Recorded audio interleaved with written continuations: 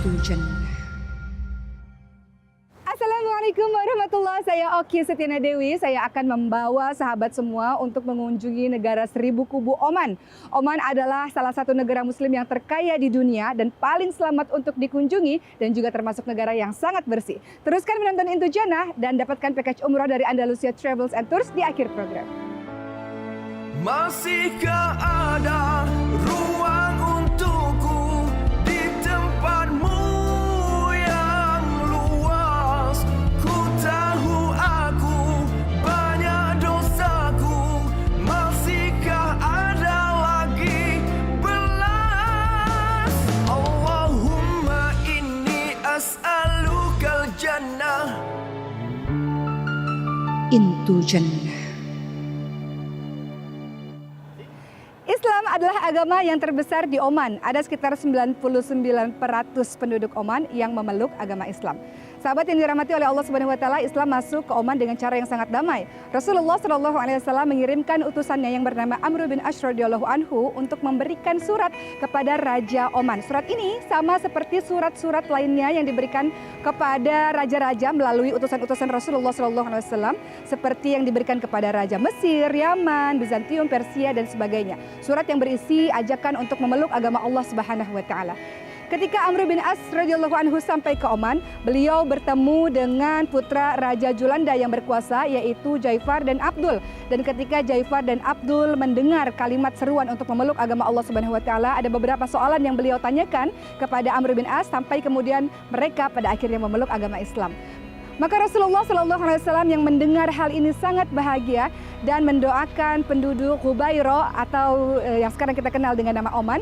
Beliau mendoakan agar rahmat Allah diberikan kepada penduduk Hubairo, kepada penduduk Oman. Mereka beriman kepada Rasulullah SAW, kepada agama Allah, padahal mereka belum pernah melihat Rasulullah SAW.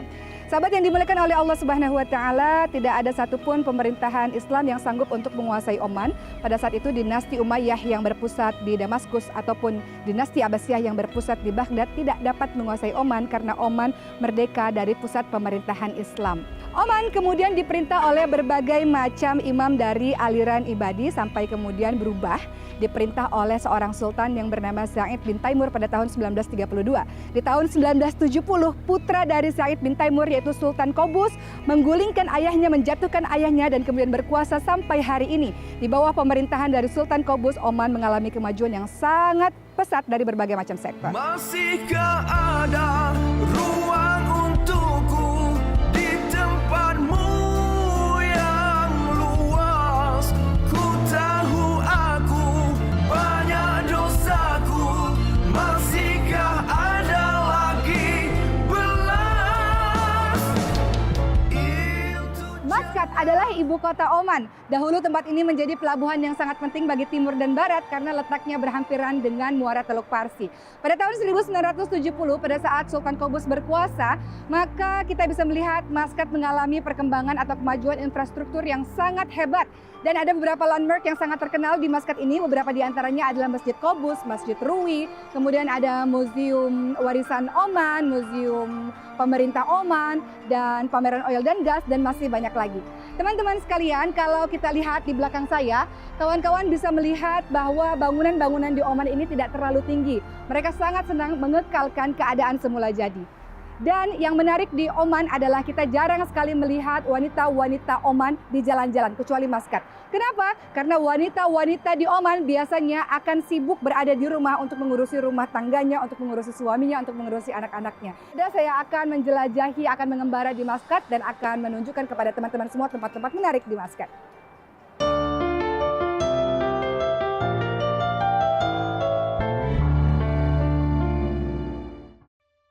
Saat ini saya sedang berada di Matrasuk atau Matrah Kornis di Maskat yang letaknya bersebelahan dengan Pelabuhan Maskat.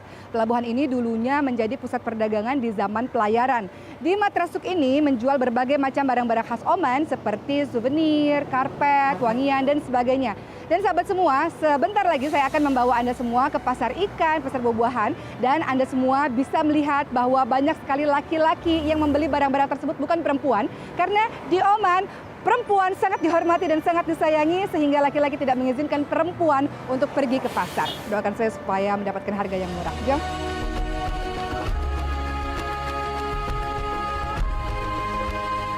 Saat ini saya sedang berada di pasar atau matrasuk yang menjual berbagai macam buah-buahan, sayur-sayuran, serta ikan.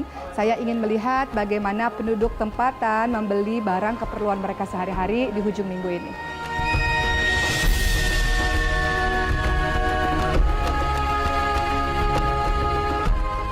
Sekarang saya sudah berada di Nizwa Souk atau Pasar Nizwa. Pasar ini sudah berumur sekitar 800 tahun lebih dan ada berbagai macam barang atau makanan yang dijual di tempat ini. Beberapa di antaranya adalah buah-buahan, sayur-sayuran, kurma, halwa yang merupakan makanan atau manisan dari orang-orang Oman, dan juga teman-teman bisa lihat ada tembikar yang terbuat dari tanah liat, kemudian ada barang-barang yang dibuat dari perak, ada juga senjatanya laki-laki Oman yang disebut dengan khonjar. Dahulunya betul-betul digunakan sebagai senjata, namun pada hari ini mereka menggunakan senjata tersebut biasanya untuk perhiasan saja dan dipakai di acara-acara besar seperti pernikahan ataupun Idul Fitri, Idul Adha. Ada juga tongkat. Nah, tongkat ini juga digunakan oleh laki-laki Oman, baik yang tua maupun yang muda, di acara-acara seperti pemakaman dan juga acara perkawinan. Dan juga tentunya yang menarik perhatian saya adalah jubah-jubah dari para laki-laki Oman. Kalau teman-teman melihat mereka biasanya menggunakan jubah berwarna putih dan juga turban, kita bisa menemukan jubah dan turban itu di tempat ini.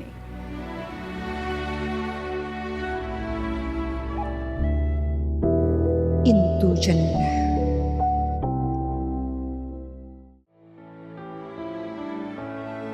Masihkah ada ruang untukku di tempatmu yang luas? Ku tahu aku banyak dosaku. Masihkah ada lagi belas? Allahumma inni as'alukal jannah.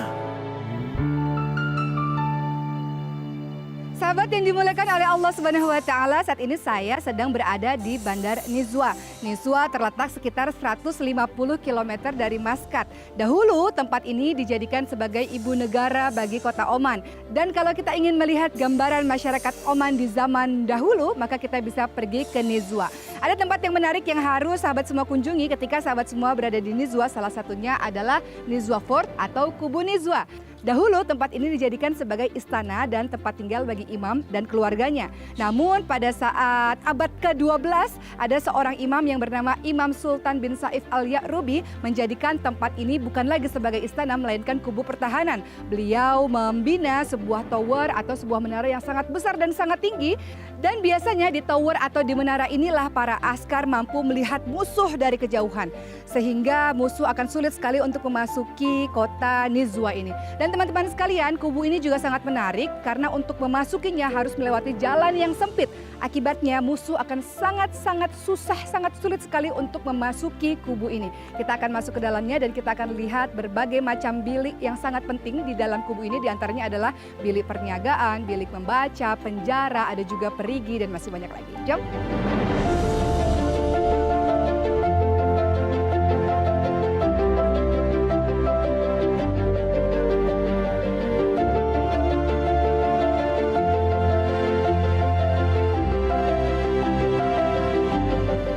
Di dalam Kubu Nizwa kita bisa melihat cara pembuatan rigak. Rigak adalah makanan khas Oman. Terbuat dari tepung, air, garam, kemudian telur, dan madu. Cara buatnya adalah diratakan terlebih dahulu, kemudian dilipat menjadi dua. Sedap sekali kalau dimakan pada saat hangat. Saya coba dulu, bismillahirrahmanirrahim.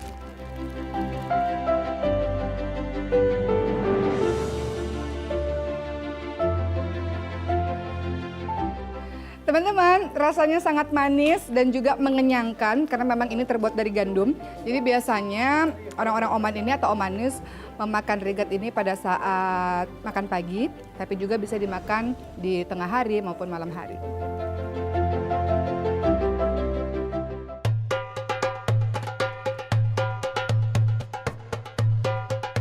Oman dikenali dengan nama negeri seribu kubu karena begitu banyak benteng atau kubu yang dibangun di Oman untuk melindungi Oman agar tidak direbut oleh musuh.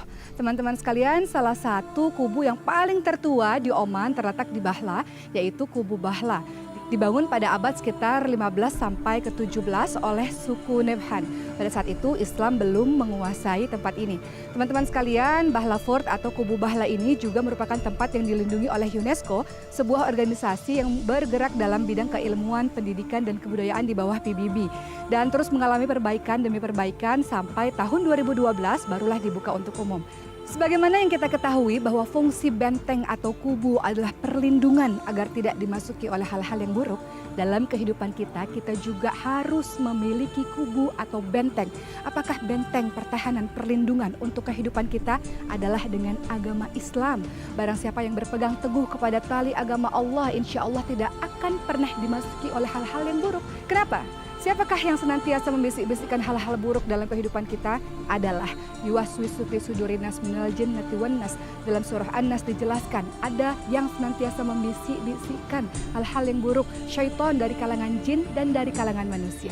Dengan adanya orang-orang yang berpegang teguh kepada Islam, Al-Quran dan Hadis, insya Allah itu adalah benteng yang terbaik dalam kehidupan kita dan insya Allah kita menjadi orang-orang yang lurus dalam kehidupan ini.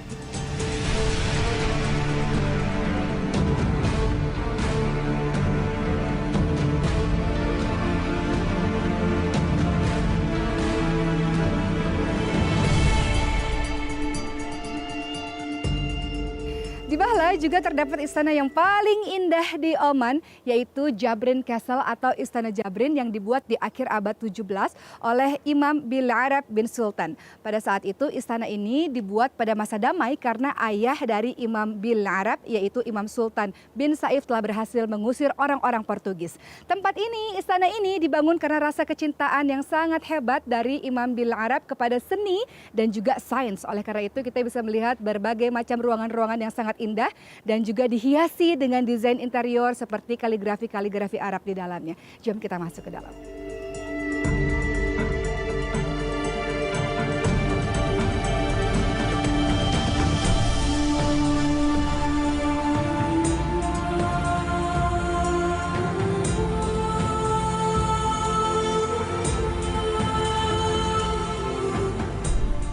Ada hal yang sangat baik yang kita patut contoh dari penduduk Oman adalah kita jarang sekali melihat wanita-wanita di luar rumah. Mereka banyak menghabiskan masa mereka ada di dalam rumah. Mereka mengamalkan perintah Allah Subhanahu wa taala yaitu waqarna fi buyutikunna.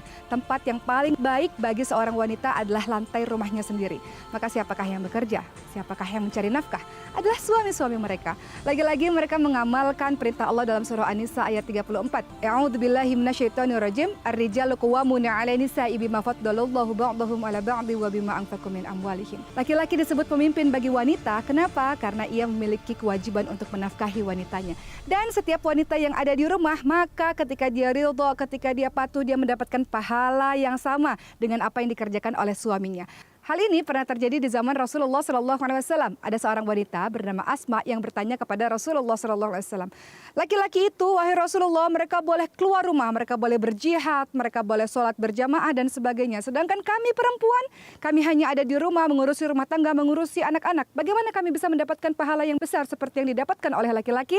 Maka Rasulullah SAW menjawab, siapapun wanita yang ridha, yang patuh terhadap suaminya, pahalanya pun akan sama. Maka senanglah Asma ketika mendengar hal itu. Teman-teman sekalian, bagaimana dengan kehidupan kita di zaman ini? Silahkan untuk pergi keluar rumah kalau memang ada hal-hal yang diperlukan. Tetapi kalau tidak ada hal-hal yang penting, memang yang terbaik adalah di lantai rumah kita sendiri.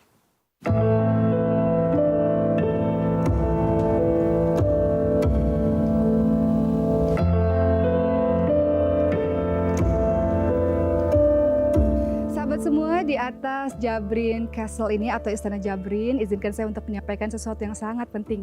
Saya menemukan akhlak yang baik dari penduduk Oman. Mereka betul-betul menjaga akhlak mereka sehingga dikatakan negeri ini adalah negeri yang selamat. Sebagaimana kita diajarkan bahwa mukmin muslim yang terbaik adalah apabila saudara kita berdekatan dengan diri kita, mereka akan selamat dari gangguan kejahatan lisan maupun tangan kita. Dengan akhlak yang ditunjukkan oleh penduduk Oman yang mudah-mudahan kita bisa ikuti teman-teman sekalian, maka orang semua akan terkesan dengan ajaran Islam. Islam akan semakin tersebar karena tidak hanya lewat lisan tapi juga dakwah itu dilakukan atau disebarkan dengan perbuatan kita sehari-hari. Mudah-mudahan kita bisa mengikuti akhlak tersebut dan kita bisa melanjutkan perjuangan dakwah dari Rasulullah SAW lewat negeri Oman ini, insya Allah. Masihkah ada ruang untukku di tempatmu?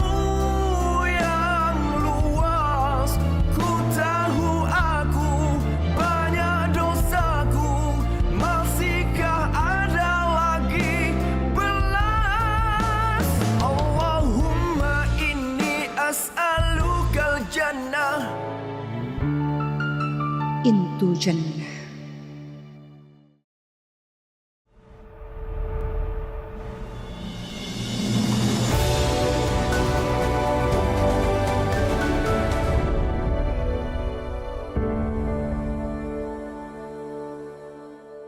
Sebagai negara Arab yang berkembang dengan sangat pesat, Oman masih mempertahankan tradisi dan warisan kebudayaannya. Hal ini tentu saja tidak lepas dari jasa penguasa mereka, yaitu Sultan Qaboos. Sultan Qaboos bernama lengkap Sultan Qaboos bin Said bin Taimur, lahir pada tarikh 18 November 1940. Di usia 20-an, Sultan Qaboos bergabung di Akademi Militer Kerajaan, kemudian menjadi Angkatan Darat Inggris. Tahun 1966 beliau juga belajar di Inggris, sampai kemudian 1970 beliau menggulingkan ayahnya sendiri. Sebelum tahun 1970, sebelum Sultan Qaboos menjadi penguasa, pada saat itu yang terjadi di Oman sangat-sangat memprihatinkan, bahwa adanya politik isolasi, yaitu mengasingkan Oman dari negara-negara lainnya. Sultan Qaboos sangat tidak senang dengan keadaan ini. Oleh karena itu, ketika beliau menjadi penguasa, beliau melakukan perubahan yang sangat besar. Beliau kemudian membangun berbagai macam bangunan-bangunan sekolah, kemudian untuk kesehatan, kemudian jalan-jalan dan infrastruktur lainnya. Kemudian pada akhirnya Sultan Qaboos menyatukan negara-negara dan menjadikan Oman menjadi Kesultanan Oman. Pada tanggal 18 November yang merupakan hari lahirnya Sultan Qaboos dijadikan sebagai hari nasional bagi rakyat Oman, karena rakyat Oman sangat berterima kasih kepada Sultan Qaboos yang telah membuat perubahan yang sangat hebat untuk negara mereka.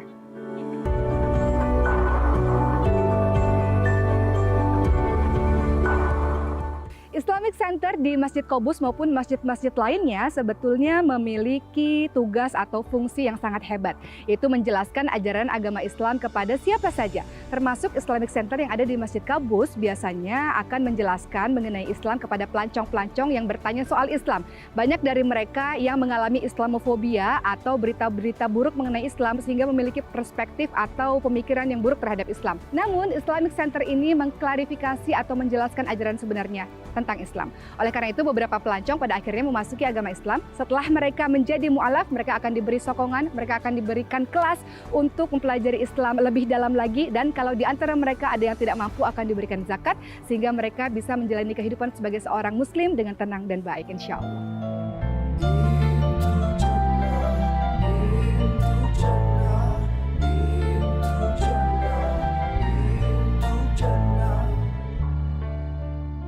Jadi teman-teman sekalian, alhamdulillah sekarang saya sudah ada di Islamic Center di dekat dengan Masjid Qaboos, dan ketika saya sampai saya langsung diberikan kurma ini. So I want to ask you that everybody who comes here, so do you have like unforgettable memories or unforgettable experience when you are here as people who do da'wah to everybody? Once a girl came here. She came with her family.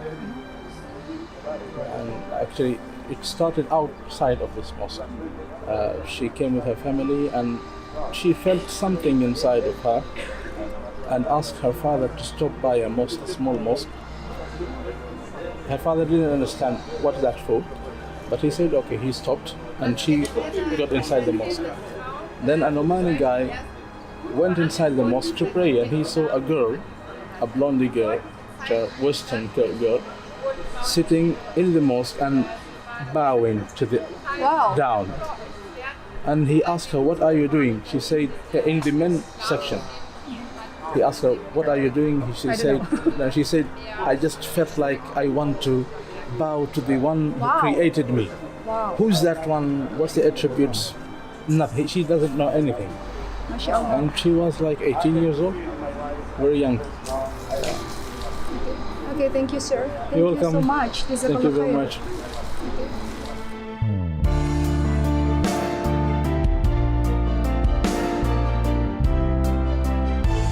Tempat yang menarik juga untuk dikunjungi ketika sahabat semua berada di Maskat adalah The Royal Opera House. Tempat ini mampu menampung sekitar 1.000 orang. Namun The Royal Opera House cukup baru bagi orang-orang Oman sehingga tidak banyak orang-orang Oman asli yang datang ke tempat ini. Oleh karena itu yang sering datang adalah foreigner atau biasanya para orang-orang asing. Teman-teman sekalian, datang ke Opera House mengingatkan saya akan masa kecil saya. Dahulu saya pernah belajar piano selama 7 tahun dan mengikuti beberapa konser. Sampai kemudian di usia 16 tahun, saya mendalami agama Islam, saya meninggalkan piano, saya meninggalkan musik, dan saya mulai banyak mendengarkan murotal atau ayat-ayat suci Al-Quran dan mulai menghafalkan Al-Quran. Teman-teman sekalian, Allah Subhanahu wa Ta'ala berfirman dalam surah Ad-Dariyat ayat 56, A'udzubillahi minasyaitonirrajim, wa ma khalaqtul jinna wal insa illa liya'budun. Dan tidaklah aku menciptakan jin dan manusia kecuali untuk beribadah padaku. Bukannya melihat persembahan itu tidak boleh, tapi kalau kita melihat persembahan dan ternyata itu adalah bagian dari beribadah kepada Allah, maka lakukan. Tapi kalau kita melihat persembahan dan tidak ada ibadah atau pendekatan diri kepada Allah Subhanahu wa Ta'ala, maka kita tinggalkan. Datang ke Opera House bukannya dilarang, ini menjadi sebuah pengetahuan baru untuk kita atau menjadi sebuah pengalaman baru untuk kita agar kita semakin terbuka wawasannya. Tapi sekali lagi, seorang muslim adalah meninggalkan perkara yang tiada berguna bagi dirinya. Apa-apa yang membuat kita cinta pada Allah, maka lakukan. Apa-apa yang membuat kita lalai dan lupa kepada Allah, kita tinggalkan.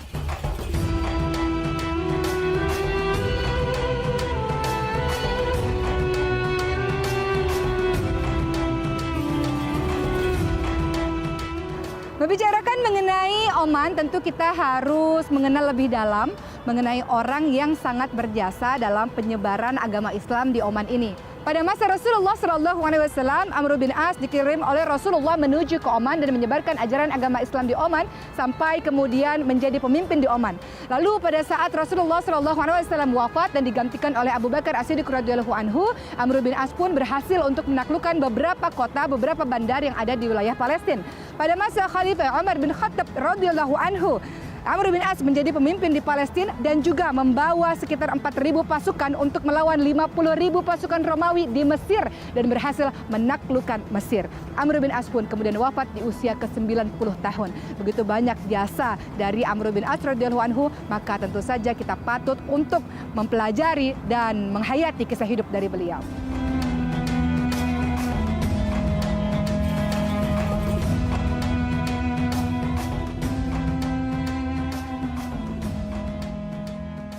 Teman-teman sekalian, Oman mengajarkan kepada kita dakwah tidak hanya melalui lisan saja, tapi juga melalui misalnya cara berpakaian mereka. Kita lihat bagaimana laki-laki dan perempuan berpakaian sangat baik dalam menutup aurat, juga kemas dan juga bersih. Mereka mengikuti firman Allah Subhanahu wa Ta'ala dalam surah Ali Imran ayat 159 disebutkan, "Fabima rahmatin minallahi lintalahum walau kunta faddan ghalidhal qalbi lanfaddu min haulik."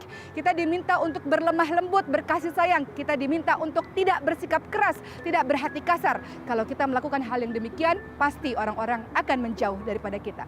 Oleh karena itu, di sini tingkat kriminal atau tingkat kejahatan sangat rendah sekali. Ini yang membuat banyak orang jatuh cinta dengan Oman.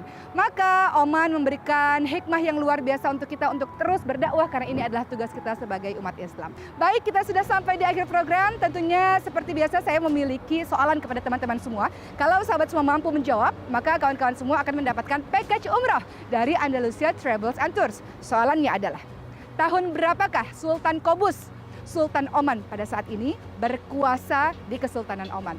Yang mampu menjawab insya Allah akan berangkat atau pergi umrah insya Allah.